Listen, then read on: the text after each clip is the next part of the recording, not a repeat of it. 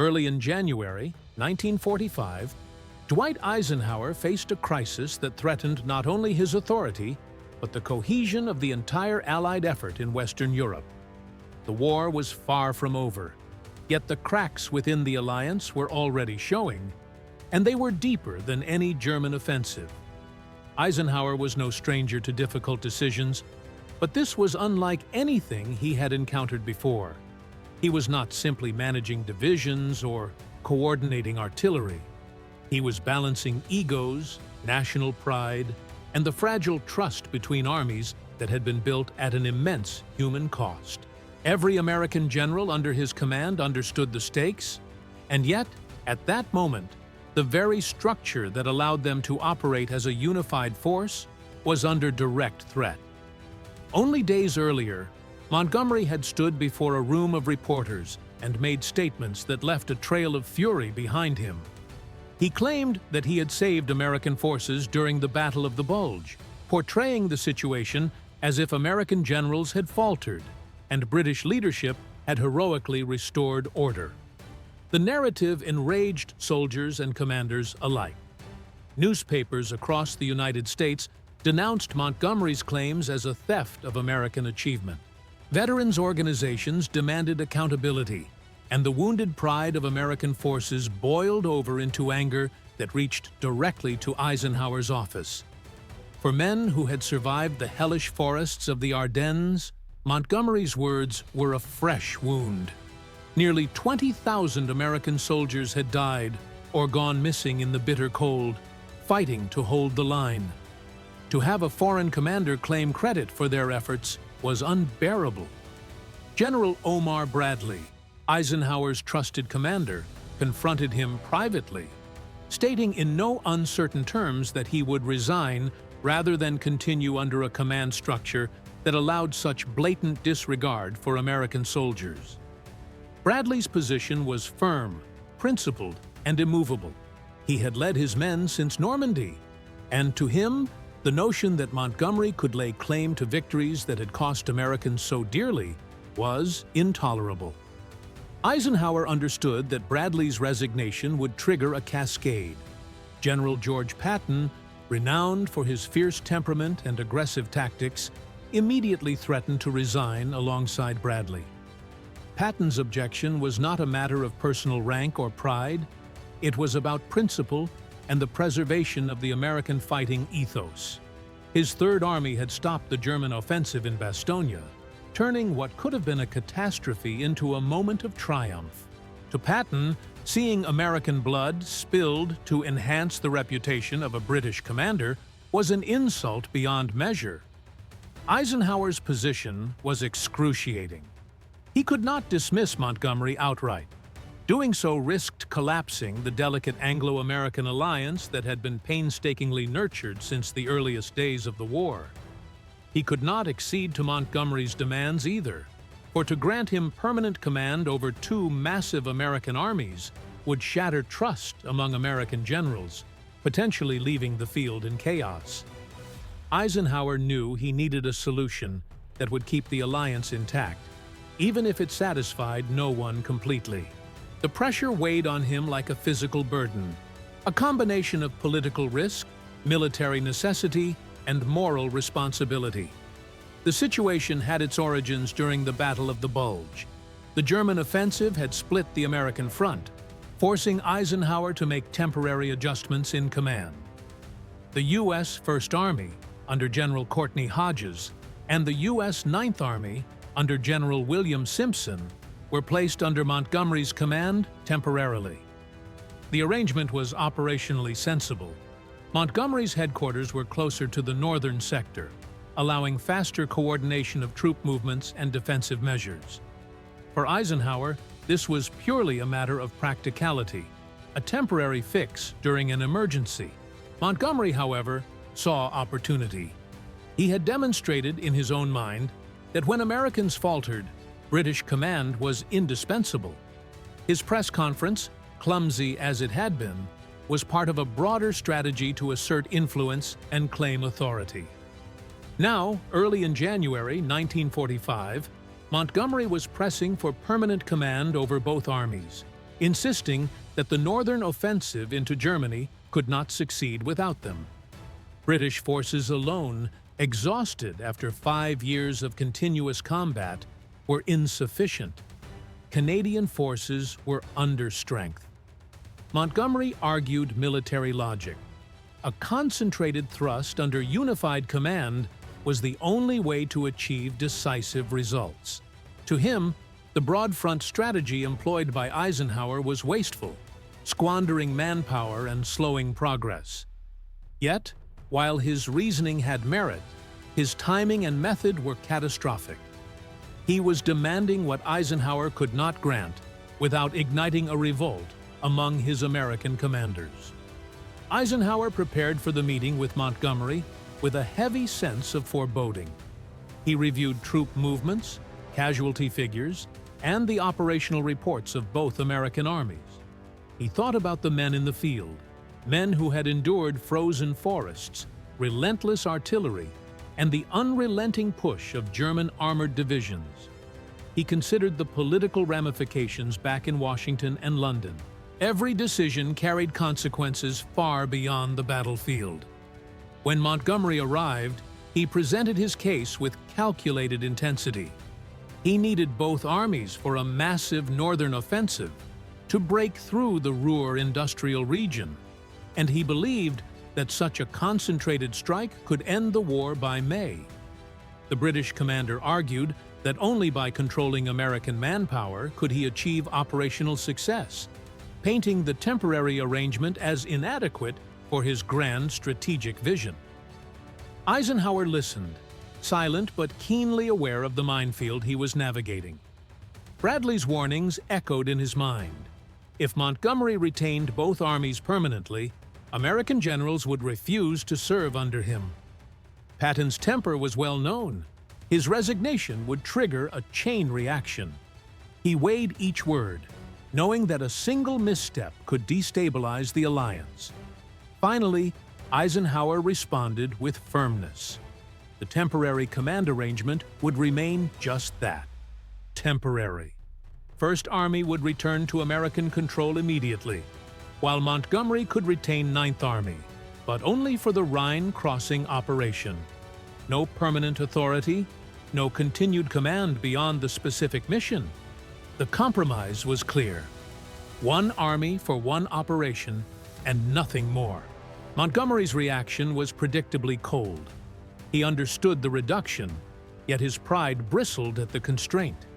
He argued that long-term planning required certainty in force structure, yet Eisenhower's reply was absolute.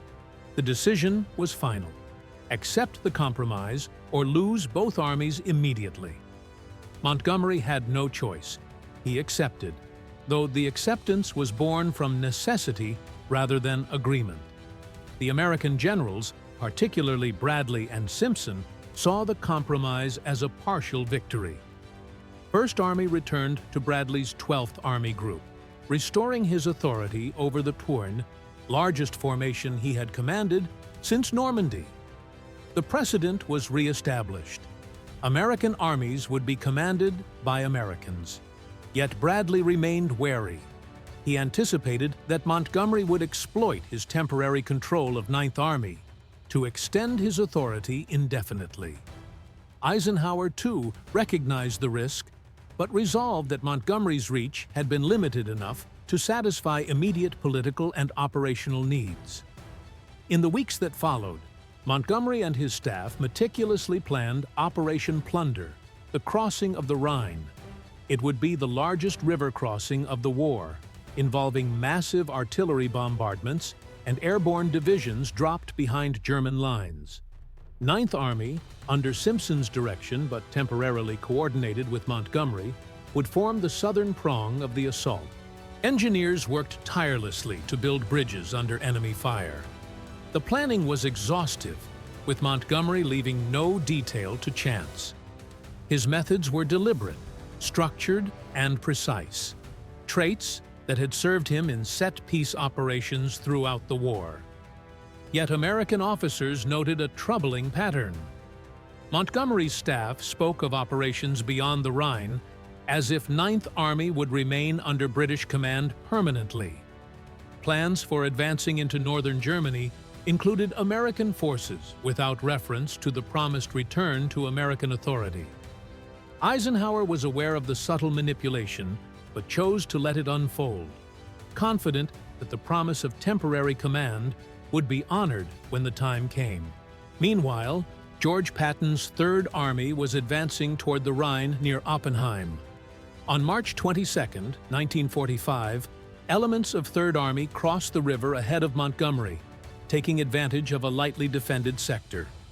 Patton's crossing was rapid, opportunistic, and executed without the elaborate preparations Montgomery favored. It demonstrated a crucial point. American mobile warfare, relying on speed and decisive action, could achieve objectives that traditional set-piece operations demanded months of planning to accomplish. The psychological impact was immediate. Montgomery, who had relied on the perception of careful orchestration, was confronted by the stark reality that speed and decisiveness could rival methodical preparation. Operation Plunder commenced the following day, with over 300,000 Allied troops participating. Ninth Army attacked from the south, while British and Canadian forces struck from the north. Massive artillery barrages preceded the assault. Airborne divisions seized key positions behind German lines. Engineers built bridges under fire. The operation succeeded, establishing a substantial bridgehead across the Rhine. Montgomery declared the crossing a complete success. Yet the underlying reality was that American troops had done much of the fighting. Newspapers noted that Patton's earlier, hastier crossing had been accomplished with fewer casualties. As March turned to April, Montgomery attempted to leverage the success of the Rhine crossing to retain Ninth Army indefinitely. He argued operational necessity, claiming that the encirclement of German forces from the south required continued unity of command. Eisenhower, however, understood the pattern. Montgomery's attempts mirrored those that had nearly fractured the alliance in January. The temporary arrangement had been exploited once. It would not be allowed to happen again. On April 4, 1945, Ninth Army officially returned to Bradley's 12th Army Group.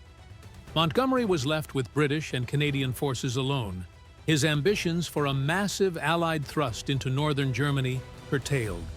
The American armies, guided by Bradley and Simpson, continued advancing rapidly, linking with Soviet forces at the Elbe later in the month. Montgomery's 21st Army Group liberated Dutch territory and captured German ports, but without the American component, his vision of dominating northern operations had vanished. Eisenhower's compromise had achieved its purpose. It maintained the alliance, preserved American command integrity, and allowed military operations to continue without political catastrophe. Montgomery had been given one last opportunity to command American forces temporarily. Yet he had overreached, exposing the limits of personal ambition within coalition warfare. In the end, the northern thrust to Berlin did not fail because of German resistance or battlefield misfortune. It faltered in the press room, in the corridors of command, and in the balance between ego and duty.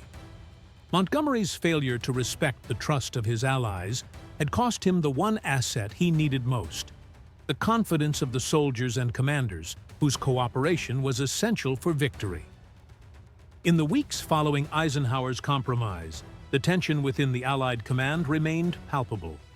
Montgomery's staff devoted themselves to planning Operation Plunder, the crossing of the Rhine, with meticulous attention to every detail.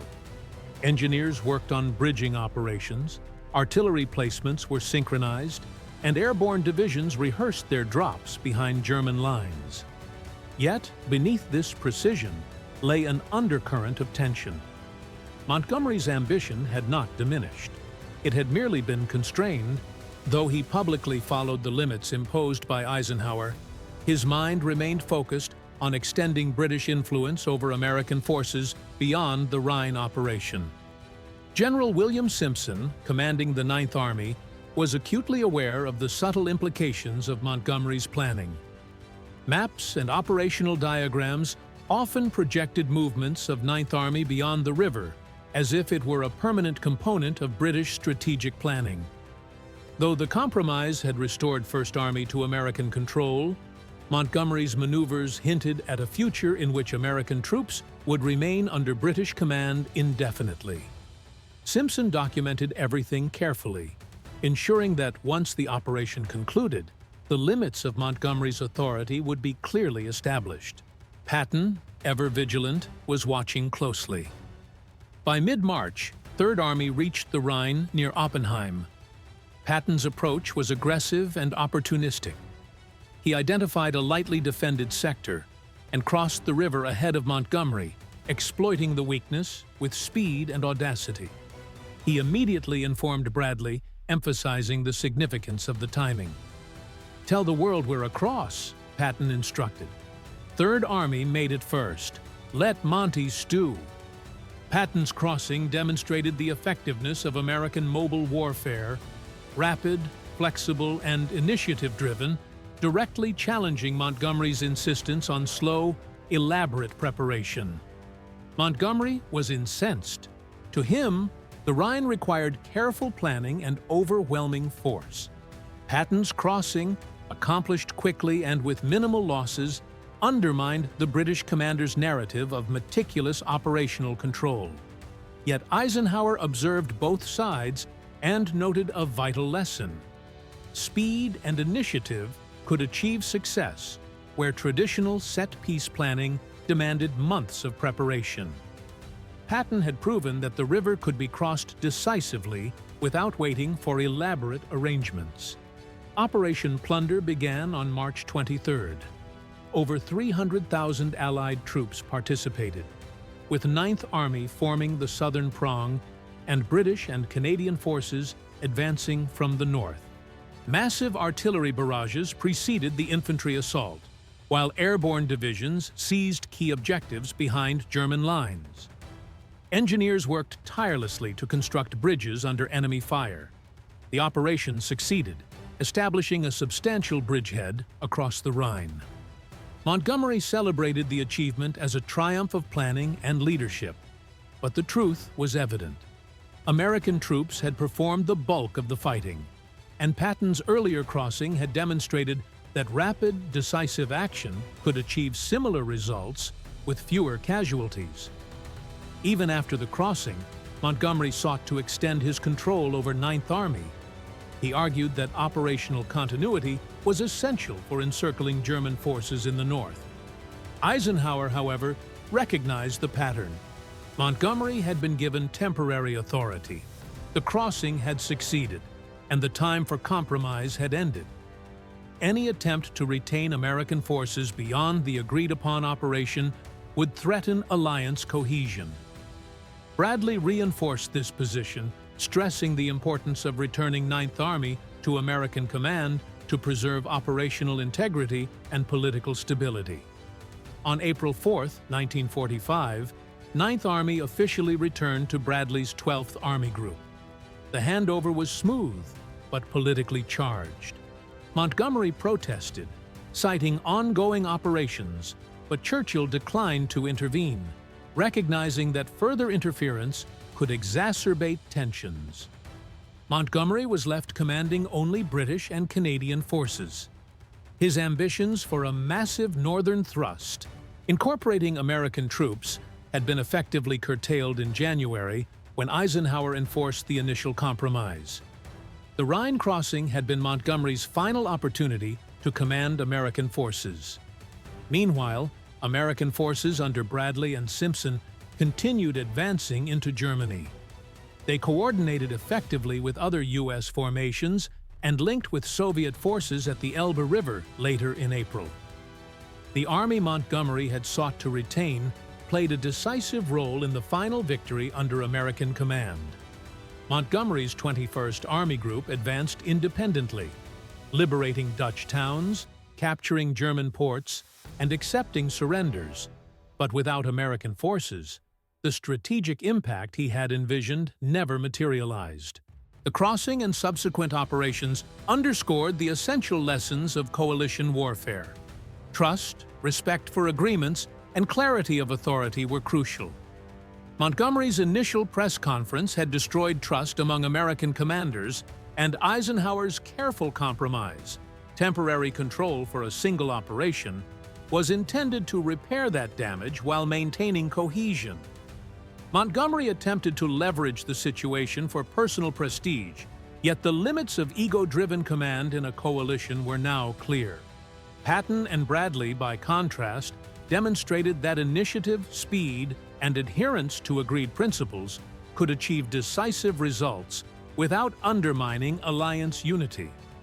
By the end of April, Allied forces were advancing rapidly from multiple directions. Ninth Army's return to American command ensured cohesion, while Montgomery's ambitions for permanent control had been curtailed. Eisenhower's management of the crisis, firm yet measured, preserved both operational effectiveness and alliance trust. The war in Europe was reaching its climax, and the principles established during this tense period would guide the final stages. Montgomery's opportunity had passed. The final victory would be conducted under American command, employing American operational methods, and demonstrating the value of speed, initiative, and disciplined execution over ego-driven strategy. By early April, the war was entering its final, decisive stages, and the tensions of the previous months had set the tone for how operations would unfold. Ninth Army, now fully returned to American command under General Bradley, advanced swiftly into Germany. The men had fought through the Ardennes, crossed the Rhine, and now pressed onward with the same determination that had carried them across France months earlier. Simpson's Ninth Army coordinated flawlessly with other American formations and, later in April, linked with Soviet forces at the Elbe River. Every step reaffirmed a simple yet essential principle. American forces would operate under American leadership, using their doctrine of speed, mobility, and decisive action. Montgomery, meanwhile, was left with British and Canadian forces alone. His dreams of a grand northern thrust into Germany, incorporating American manpower, had evaporated months earlier with Eisenhower's enforcement of the compromise. While his 21st Army Group continued to advance, liberating Dutch towns, capturing ports, and accepting German surrenders, the scale of strategic impact he had envisioned was now unattainable. His Rhine crossing had been impressive, yet it had come after Patton's opportunistic crossing, which had achieved similar results with fewer casualties. Montgomery's meticulous planning, so often praised in Britain, could not match the tempo and daring of American mobile warfare. Eisenhower's handling of the situation emerged as a masterclass in coalition leadership. He had walked a delicate line between political necessity and military pragmatism, balancing the demands of British pride against the loyalty and morale of his American generals. By offering Montgomery temporary authority for a single operation, he had repaired part of the trust damaged by January's press conference, preserved the cohesion of the alliance, and ensured that American forces retained operational independence. Montgomery had been given one last chance, yet his attempts to extend command beyond the Rhine crossing demonstrated that ego and ambition could never replace disciplined coalition strategy. Patton's example further highlighted the contrasting approach. By crossing the Rhine opportunistically and rapidly, Third Army demonstrated that initiative, flexibility, and speed could achieve objectives more effectively than slow, elaborate planning alone. The comparison between Patton's methods and Montgomery's set-piece approach underscored a key lesson for coalition warfare. Success required not only careful preparation, but also trust, adaptability, and respect for agreed authority. As Allied forces pushed deeper into Germany, the outcome was no longer in doubt. American armies, operating under American command, moved decisively. linking with Soviet forces and closing the final gaps in the German defense. Montgomery's British and Canadian forces achieved their objectives, yet the grand vision he had pursued since the Ardennes, an integrated Anglo-American northern thrust to Berlin, was dead. The collapse had not come at the hands of German resistance, but from misjudged ambition, political miscalculations, and a failure to respect the essential trust that bound the Allied command together. In the end, the story of Montgomery, Eisenhower, and the American generals became a lesson in the complexities of coalition warfare. Eisenhower had shown that leadership required balancing personalities, national pride, and operational necessity, often under immense pressure. Montgomery had demonstrated the dangers of ego-driven command. Patton and Bradley proved that decisive action, loyalty, and principled leadership could achieve remarkable results even amid political and personal tensions. The war was nearing. It's close, but the lessons of January, March, and April 1945 endured. In coalition operations, trust and clear authority are as critical as strategy, and no individual ambition can outweigh the collective mission.